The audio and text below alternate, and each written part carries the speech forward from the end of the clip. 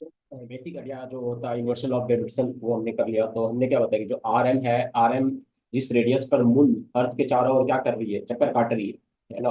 अर्थ के चारों ओर चक्कर काट रही है, उस रेडियस को हमने क्या दिया, आर एम कह दिया। उस रेडियस को हमने क्या कह दिया, आर एम कह दिया। तो आर एम हमारे पास क्या है, जिस रेडियस पर ओके मून क्या कर रही है, अर्थ के चारों ओर चक्कर काट रही है, ठीक है ना। तो क्योंकि मून अर्थ के चारों ओर चक्कर काटेगी, इसके कारण मून पर क्या लगेगा, सेंट्रीपिटल एक्सेलेरेशन होगा। तो ये सेंट्रीपिटल एक्सेलेरेशन क्या होगा, बिकॉज ऑफ अर्थ ग्रेविटी, है ना, बिकॉज ऑफ अर्थ ग्रेविटी। और ये क्या हो जाएगा, वी स्क्वायर बाई आर हो जाएगा। ये क्या हो जाएगा, वी स्क्वायर बाई आर हो जाएगा, है ना। तो यहाँ पर आर क्या लेंगे हम, रेडियस ऑफ द, ओके, जिस रेडियस पर मून क्या कर रही है, अर्थ के चारों ओर चक्कर काट रही है। तो ए एम इक्वल टू क्या हो जाएगा, V square by R M हो जाएगा, ठीक है। वेलोसिटी को हमने क्या लिख दिया, 2 पाई आर एम सरकमफेरेंस हो गया हमारे पास, और divided by time period, okay. तो ये हमारे पास क्या हो गया, 2 pi R M by T हो गया। यहाँ तक किसी को कोई दिक्कत है बता, है ना। ये 2 पाई आर एम हमने क्या लिया उसका, आर एम हमने क्या ले लिया, ओके, जिस रेडियस पर ओके मून चक्कर काट रही है ना। ये आर एम डिवाइडेड बाय, हमने टाइम पीरियड से डिवाइड कर दिया, divided by time period T, ठीक है। तो ये हमारे पास क्या हो गया, वी हो गया। ये किसके बराबर है, वी के बराबर है। ये किसके बराबर है, वी के बराबर, ठीक है।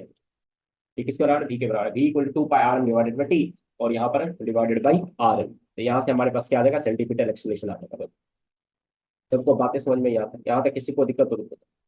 ठीक है, क्लियर। तो यहाँ से एक्सेलेरेशन हम निकाल सकते हैं, सेंटीमीटर एक्सेलेरेशन हमने निकाल लिया V square by R M से, है ना। ई हमने कैसे निकाला है, 2 pi R M divided by T, clear है। इनको जब हम सॉल्व करते हैं तो ए एम हमारे पास क्या होता है, 4 pi R square M by T square हो जाता है, ठीक है। अब यहाँ पर क्या है, भी ऑर्बिटल स्पीड है किसका, मून का। जिस स्पीड से ओके मून क्या कर रही है, ऑर्बिट कर रही है किसके अराउंड, अर्थ के अराउंड। अर्थ क्या है, एज ए सेंटर है। और टाइम पीरियड हमें पता है कि अर्थ के चारों ओर एक कंप्लीट चक्कर लाने के लिए, एक कंप्लीट चक्कर लगाने के लिए, पूरा रिवॉल्यूशन करने के लिए, ओके, हमारे पास क्या होता है, 27.3 डेज का टाइम लगता है ना। तो अगर हम इस वैल्यू को रखते हैं, और जो रेडियस है उनका वो 3.84 × 10⁻⁸ इस वैल्यू को पुट करो, वैल्यू निकालो, कैलकुलेशन करो, ये आता है 1.63 मीटर पर सेकेंड स्क्वायर। सबको समझ में आ रही है।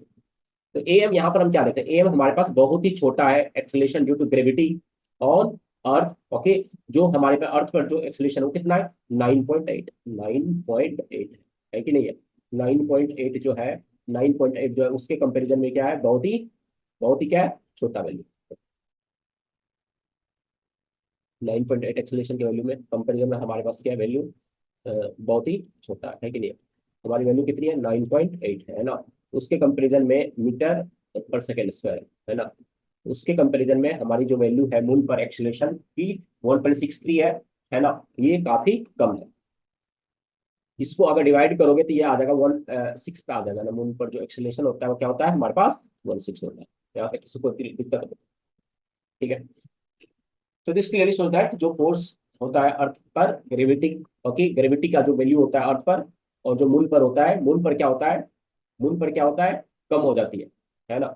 तो force of earth gravity decreases with distance from earth, है ना।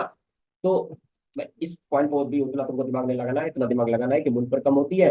और जब सिर्फ हम अर्थ की बात करें, क्योंकि अर्थ और मून को कंपेरिजन करना यहाँ पर सही नहीं रहेगा, तो जब हम अर्थ की बात करते हैं तो अर्थ पर हाइट के अलावा, हाइट जैसे ही ऊपर जाओगे, असेंड करोगे height from the surface of the earth, तो वहां पर हमारी क्या हो जाएगी, ग्रेविटी की वैल्यू क्या हो जाएगी, कम होती जाएगी, ठीक है। तो यहाँ तक किसी को कोई दिक्कत है, किसी को कोई दिक्कत। तो यहाँ से न्यूटन ने क्या एज्यूम किया कि जो हमारे पास फोर्स है वो इनवर्सली प्रोपोर्शनल किसके, जिस रेडियस पर रिवॉल्व करेगी उसका होगा, है कि नहीं। तो जब हम अर्थ की बात करेंगे तो किसका हम रेडियस लेंगे, रेडियस ऑफ द अर्थ लेंगे, है ना। रेडियस अर्थ जिस जिस ऑर्बिट पर ओके रिवॉल्व करेगी, है ना, उस ऑर्बिट पर हम लेंगे रेडियस ऑफ द अर्थ का, ओके, स्क्वायर हम कंसिडर करेंगे। यहाँ पर आरएम कर रहे हैं, है कि नहीं है। तो हम अर्थ के रिवोल्यूशन की बात अभी नहीं करते, यहाँ पर हम अर्थ की रिवोल्यूशन की बात यहाँ पर हम नहीं करते हैं, ओके। हम क्या कर रहे हैं, जो हमारा मून का एक्सेलेरेशन है, मून पर जो एक्सेलेरेशन है वो किस पर डिपेंड कर रहा है, रेडियस के पावर -2 पर है। तो यहाँ से हमने लॉ बना दिया, यहाँ से हमने लॉ बना दिया, जो एक्सेलेरेशन होगा वो क्या होगा, रेडियस के स्क्वायर का इनवर्स होगा, क्लियर है। तो ये अभी हम किसी प्लेनेट के लिए हम अप्लाई कर सकते हैं, अर्थ के लिए भी अप्लाई कर सकते हैं, मार्स के लिए अप्लाई कर सकते हैं, जुपिटर के लिए अप्लाई कर सकते हैं, है ना। बात बराबर, बात क्लियर है। तो अर्थ किसके अराउंड रिवॉल्व कर रही है, अर्थ किसके अराउंड रिवॉल्व कर रही है, सन के अराउंड रिवॉल्व कर रही है, मार्स किसके अराउंड रिवॉल्व कर रही है, जुपिटर किसके अराउंड रिवॉल्व कर रही है, सैटर्न किसके अराउंड रिवॉल्व कर रही है। तो वहां पर सेंटर क्या हो जाएगा, हमारा सन हो जाएगा। तो सबको सब बात समझ में आती है, कोई दिक्कत है यहाँ पे किसी को, किसी किसी भी तरह की, तो बताओ, ठीक है, क्लियर है, क्लियर है। क्लियर है? क्लियर है? देखो, तो universal law of gravitation finally हमने कर रखा है, तो हमें पता है कि एफ क्या हो जाएगा, G m1 m2 divided by R square. Clear है? ये हमेशा यूनिवर्सल लॉ ऑफ जो हमारा होता है, यूनिवर्सल फोर्स जो होता है वो हमेशा क्या होता है, एट्रैक्टिव इन नेचर होता है। कंपेयरिंग जो हमारे पास इलेक्ट्रोस्टैटिक फोर्स होता है, तो एट्रैक्टिव भी होती है और रिपल्सिव भी होती है। इसी को हमने कंबाइन प्रोडक्ट ऑफ मास, तो इसको हमने कंबाइन करके बता दिया था आपको, F equal to sign of proportionality का हटाओगे तो हमारे पास क्या आ जाएगा, F equal to G m1 m2 divided by R square. Clear है? क्लियर? क्लियर है? तो ग्रेविटेशनल फोर्स डायरेक्टली प्रोपोर्शनल किसके होगा, तो सिंपल सी बात है कि किसके, प्रोडक्ट ऑफ मास के बराबर हो जाएगा, है ना। इसका फर्स्ट आंसर हो जाएगा। क्लियर है? यहाँ तक सबको सब बात समझ में आता है। Gravitational force is mathematically given as, okay, so F equal to G m1 m2 by R square. तो थर्ड ऑप्शन करेक्ट हो जाएगा, करेक्ट हो जाएगा थर्ड ऑप्शन। ठीक है। In the Newton's law of gravitation, G is called as universal gravitational constant, okay, acceleration due to gravity, capital G, है ना। universal gravitational constant कहेंगे उसको, है ना। तो ये सब हमने आपको करा दिया। इस तरह कोई भी क्वेश्चन आता है चाहे न्यूट एग्जामिनेशन में, जीमेंस में, आप आराम से कर लो। ठीक है, बताओ। क्लियर? क्लियर? तो जी हमारे पास क्या होगा, एफ इक्वल टू हमारे पास क्या है, एफ इक्वल टू हमने क्या डरा किया, एफ इक्वल टू हमारे पास है G m1 m2 are square. यहाँ से हमने G equal to F R square by m1 m2 निकाला। क्लियर है? यहाँ तक किसी को दिक्कत? यहाँ तक किसी को दिक्कत? बताओ। अब हम कंसिडर करने वाले हैं, अब हम वैल्यू को कंसिडर करते हैं कि मान लो M1 और M2 की जो वैल्यू है वो क्या है हमारे पास, 1 है।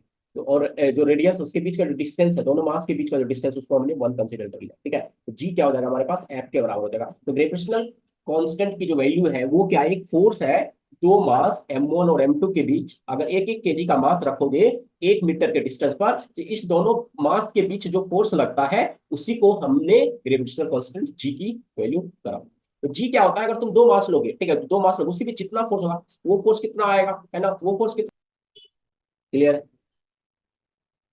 क्लियर? क्लियर? तो ऐसा यूनिट क्या हो जाएगा, यूनिट यहाँ से देखो, newton metre square KG square आ जाएगा। ठीक है ना। और सीजीएस में लिखोगे तो वही डाइन सेंटीमीटर ग्राम स्क्वायर हो जाएगा। क्लियर है?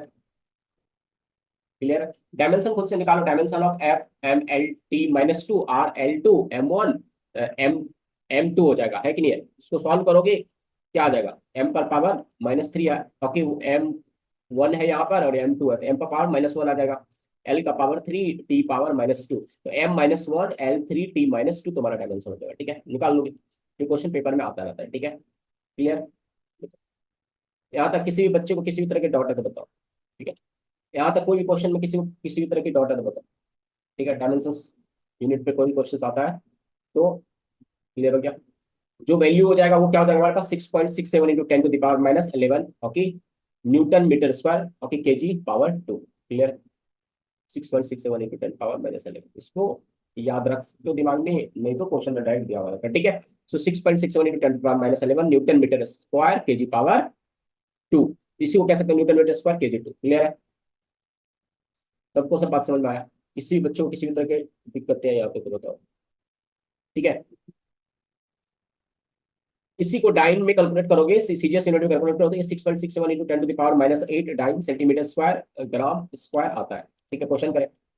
Universal gravitation constant numerical equal to, okay, force of attraction between unit mass and plane at unit distance. सही है। Force of attraction between any masses, ये गलत है। Force of attraction between any masses placed at a distance, any masses, ये भी गलत है। Force of attraction between any masses at any distance, okay, ये भी गलत है ना। तो इसका करेक्ट आंसर क्या हो जाएगा, ये सब क्वेश्चन हम आ सकते हैं, है कि नहीं। डायमेंशन अभी मैंने बताया था, m के पावर क्या आ रहा था, -1 आ रहा था, है ना, तो ये पहला ऑप्शन गलत हो जाएगा, दूसरा ऑप्शन गलत हो जाएगा।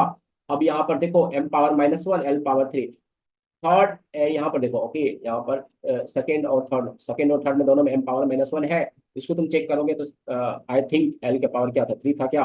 ओके, चेक कर लेना आप, है ना। ये L पावर 3 T पावर -2 आएगा। क्लियर? क्लियर? अभी मैंने निकाल के दिखा दिया, है ना। ये देखो, M-1 L के पावर 3 T के पावर -2 तुम्हारा आ गया। ठीक है?